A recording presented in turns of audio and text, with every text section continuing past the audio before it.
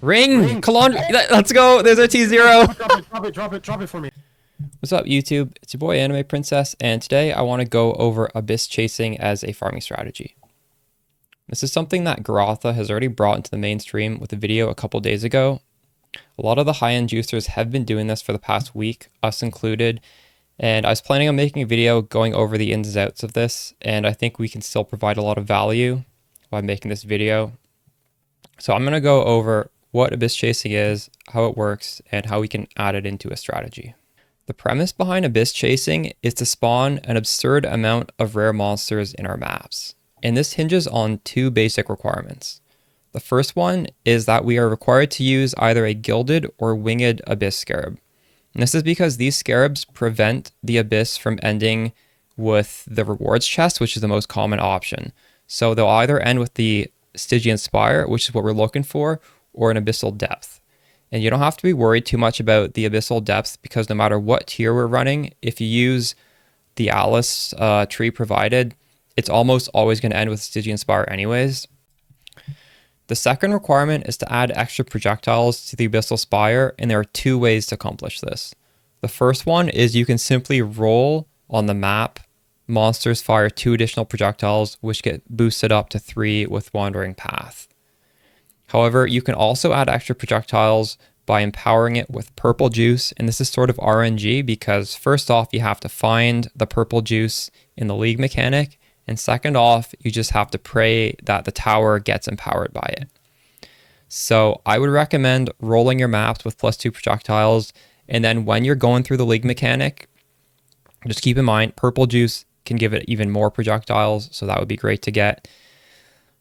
And the reason why we want these projectiles is because once the spire spawns, if you leave it alive, it's going to start shooting out projectiles that open up these pits in the ground, and those pits, if the spire is still alive, are going to start spawning rare monsters. So as soon as you see the spire spawn, don't kill it. I normally back up a screen or two and try and aggro the rare monsters away so that I can kill them without damaging the spire.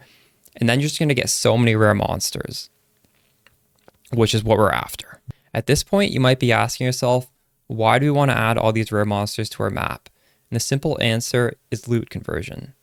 Rare monsters are what cause us to sometimes have these massive explosions of a very specific type of loot. For example, you might be familiar with seeing stacks of 20 alterations just go all the way off your screen because you've dropped so many alteration orbs. Also, you might sometimes get an explosion with a bunch of scarabs, a bunch of maps, or even in the high end, you might get a ton of uniques or even stacks of tens of divines. This all happens through loot conversion. And luckily for us, this league mechanic is like Magic Find on crack. So you are actually able to reliably get crazy loot explosions. All right, so you guys already know that purple juice will buff the projectile count of the spire, so this is likely a pretty big part of the strategy. But let's go over what each of the 3 juice colors from the league mechanic do to help us. And the big theme here would be you just want to get as much juice as possible.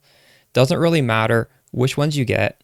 If you have a map where you just collectively have 9,000 juice, it's going to feel ridiculous. And if you have a map where you die in the league mechanic and you have like 1,000 juice, it doesn't matter what color juice you have, the map is going to be terrible. But specifically, purple juice increases item rarity, which is going to cause some of the lower tier currency to drop slightly higher. So you might see a divine orb where you might not have seen it beforehand. And it's also going to bump up a lot of the rare items into uniques. So you're going to see a ton more uniques. Yellow juice buffs quantity, which just gives us more of everything. So yellow plus purple is going to give us a lot of uniques, and it's going to give us maybe slightly more of the higher tier currency that we're dropping. Finally, blue juice buffs currency, so if you really want to get showered in those huge loot explosions of divines, you are going to need to have blue juice as well, most likely.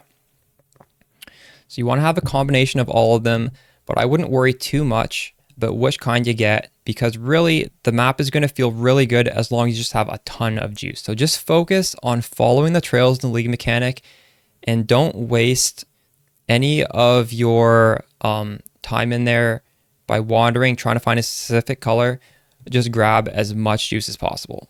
So we're going to go into the Atlas passive tree, Sextants, Scarabs, all that real shortly, but I just want to start things off with a quick bird's eye view of what you can expect to get. Now we're running burial chambers, so I recorded in every single map how many fortunate div cards drop. 12 of these turns into 2 divine orbs. Over the course of 119 maps, we dropped around 570. And this is a conservative estimate because some maps, they're blank because I just forgot to write it down. So yeah, it's 5 on average per map. So that's roughly 1 divine orb. And I also tried to count the number of divines. Again, some maps, I didn't write it down. But a very conservative estimate is 167 over 120 maps. So again, we're getting basically 2 divines every single map, just pure divine drops. And as for the juice, you can see the amount of each type we got, and you can see the total amount of juice we got. So on average, we were getting 4,200 juice out of the league mechanic, but I think we weren't doing it too well at the beginning, because if you look towards the end, we were getting like 5,100, 5,200. So that's the amount we were juicing. Maybe we can even get a little bit better on that, but that's a baseline. Then we also recorded some of the really big currency drops. We got 3 Hinocor's locks, and we got 7 doctors, and we dropped at least 4 T0 uniques. I was hiding some of the bad ones. The only one worth a lot was the Ring of Calandra, which we dropped quite recently. And on this spreadsheet, you can also see we started off doing Alva. Now, Alva does have crazy loot explosions, so if you have your Alva missions, you should use them. We eventually ran out. For map device, just ambush. Well, this stuff we'll get into. Let's look at the cost. So for the regular juicer strat, it's 150 chaos per map, and 2 divine orbs is 400 chaos. So we're making like significantly more than the cost in just pure currency. It doesn't count all the other currency we were getting. And even if we do the extreme strat, which obviously is going to let us find more T0 uniques, this would be winged scarabs and elevated sextants. This is still under 2 divines. So even when you push it to the limit, you are still going to recoup all the cost just in divine orb drops, not including everything else. Now on to setting up the Atlas strat. I think the biggest hurdle here is actually just acquiring your maps, because the maps are supposed to have monsters fire 2 additional projectiles, because that's how you get the crazy amount of monsters. Otherwise, the Spire doesn't feel too good. So the way we chose to do this was by using traders who were bulk farming 8 mod burial chambers. We would give them a regex and we'd pay whatever the fee was to buy these maps. We were paying roughly 30 chaos per, although that was before the Garotha video, so we haven't bought them since. I'm assuming they're going to be quite a bit more expensive. That's the easy way to do it. The other way to do it will result in actually slightly better maps, but it is quite annoying. You're going to have to quality all the maps you've dropped in a quad tab. And these are all maps we've self-farmed, because you're going to get tons of map loot explosions with tons of burial chambers. So you're going to way over sustain. This is, I don't know how many maps this is, but these are all quality to 20 and alked. And then you're just going to type in, projectiles and take all these out to the side. These are your good maps. And for these ones, if you can run the modifiers, just Exalt slam them to 6 mods. And then you can put on 4 deli orbs. You can put on less deli orbs if your build isn't as good. And you can run those as is. They're not going to be 8 mod, which means they're going to have less pack size, which means you're probably going to get a little bit less juice from league mechanic. But these are still pretty good. Like, these are around 30 pack size. These are 6 modded versus, 40%, 45% pack size on an 8 mod. There's also an upside to running 6 mod maps with the deli orbs, and that's what you're going to get an extra sextant, because you're putting deli on the maps means you don't have to use Mirror of Delirium. But overall, If it's not too expensive to go with the +2 proj, if there is supply, I would just go buying 8 mod maps like that. We also did craft our own. For all the ones that don't hit +2 proj, what I would do is I would just slam them with vol orbs, and some of them are going to turn 8 mod, and then you're just going to search for +2 proj again and take those out. Those are going to have the advantage of having the chisels as well as being 8 mod. So those are going to be even better than the 8 mod maps you're buying off people. And you're going to have a bunch of other maps in here that are 8 mod without +2 proj, and those are honestly still good. People still want those. You can still use those for a different strat. So it's not too big of a loss, just bulk slamming vol orbs. So now that you have the most annoying part out of the way, which is getting these maps with Monsters Fire 2 additional projectiles, you can get your scarabs. Gilded Divination is important because you are not going to drop very many Fortunates, and you're not going to drop any Doctors if you don't use Divination. And every tier is significantly better than the rest. So go with bare minimum Gilded Divination, if not even Winged Divination. Ambush. We are also using enraged strong boxes. A lot of the Doctors, a lot of the Fortunates do drop from these strong boxes, so we want to stack as many as we can.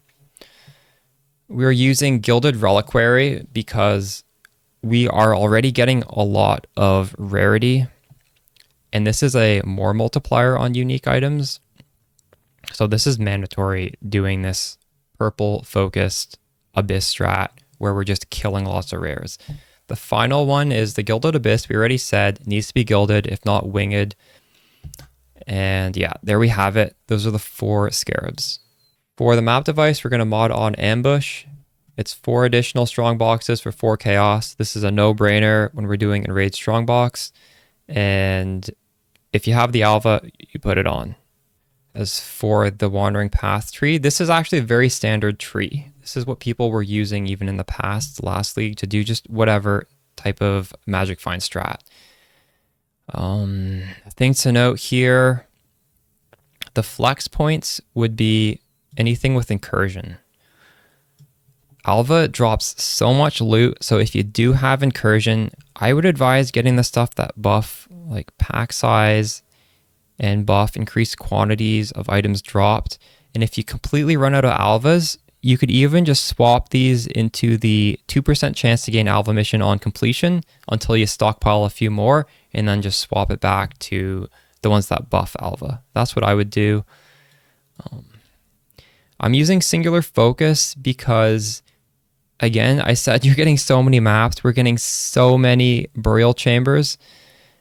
And if you don't use this, you're going to have to hide every single other filter. Or sorry, you're going to have to hide every other map on your loot filter because just the explosions of maps are too big. You can't see the monsters if you see any much more than just the burial chambers. Yeah, so it's pretty standard Wandering Path tree.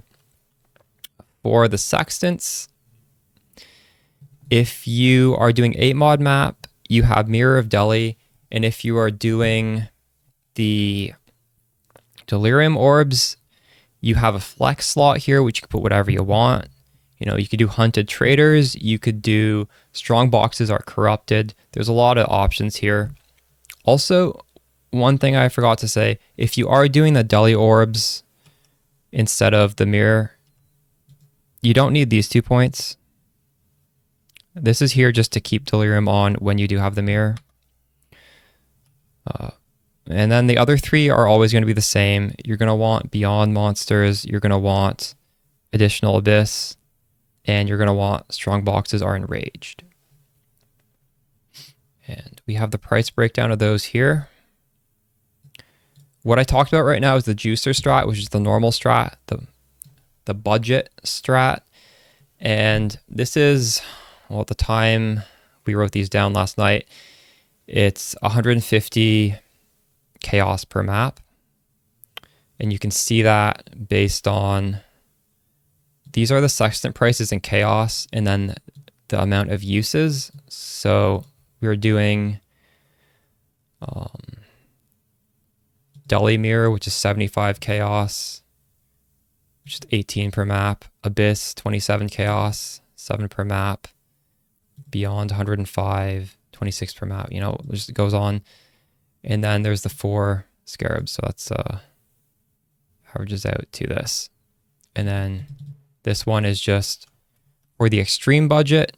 You would go with elevated abyss, which just gives us 1 extra abyss. Elevated strongbox, which gives us 1 extra strongbox. And I wouldn't bother with elevated enraged or elevated beyond. That's just a lot of cost, and I just wouldn't do that. Then there's the Deli Orbs and the Winged Scarabs, which honestly, Winged Scarabs are not too bad. I think Winged Scarabs are pretty good. That's the cost breakdown. Again, we already went over what you're getting out in Pure Divines. It's so much more than the cost. And then there's just ludicrous amounts of uniques, all the other currency that isn't Divine Orbs. It's a pretty fun strategy. You should tune into the Twitch stream where I'm playing Tornado Shot. I have an Aura bot running around with me. We get a lot of loot explosions. You're going to need an insane loot filter for this strategy. I don't think any of Neversink's filters are going to be adequate. So I do provide one. And if you want to edit it yourself, there's this link here. These are all my public ones. And the Anime Princess Ultra Strict is what you would load up. Then you're going to have all my presets and you can customize it however you want. However, if you don't want to go through all that, you can also just go to my profile. There is a link in the description of the video.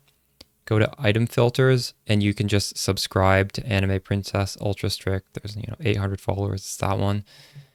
And that's what I'm using on stream. I'm constantly updating this as I run the strategy. It's pretty much, set at this point though. All right, so that's Abyss Chasing in a nutshell. Hope you enjoyed the video, and I'll see you in the next one.